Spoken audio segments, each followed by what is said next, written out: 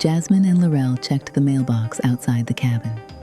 Jasmine unfolded the note and read the directions.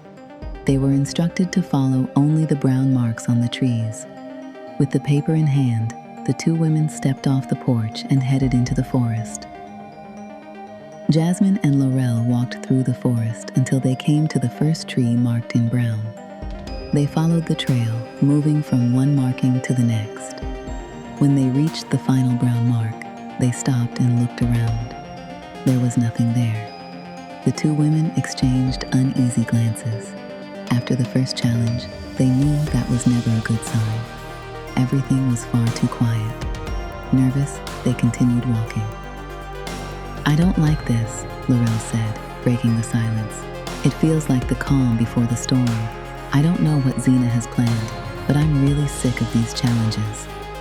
Jasmine glanced over at her. Then, without warning, she felt the ground beneath her begin to give way. She was sinking. Laurel watched in horror as Jasmine slowly sank into the ground.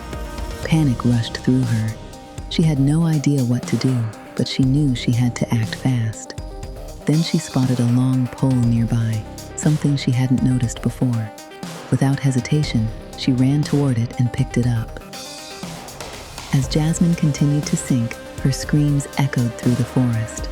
Laurel rushed over and held out the pole. Jasmine grabbed hold of it, and Laurel began slowly pulling her to safety.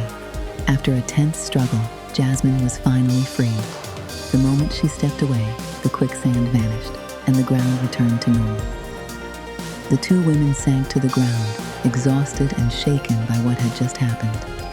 Suddenly, an envelope drifted down from the sky and landed in Laurel's lap. She opened it and read the message aloud. "Congratulations, Laurel and Jasmine. Your challenge is complete for the day. You may return to the cabin." The two women looked at each other and let out a long, exhausted sigh. Then they slowly climbed to their feet and began the journey back to the cabin. When Jasmine and Laurel returned to the cabin, they were greeted by another feast waiting on the table. Without a word, they sat down and ate. After dinner, the two women drifted to separate parts of the cabin. Jasmine settled into the living room to watch television, while Laurel stepped out onto the balcony. Neither of them said a word.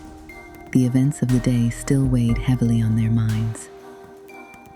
After taking their showers and settling in for the night, Jasmine and Laurel climbed into their beds. Within minutes, the exhausted women drifted off to sleep.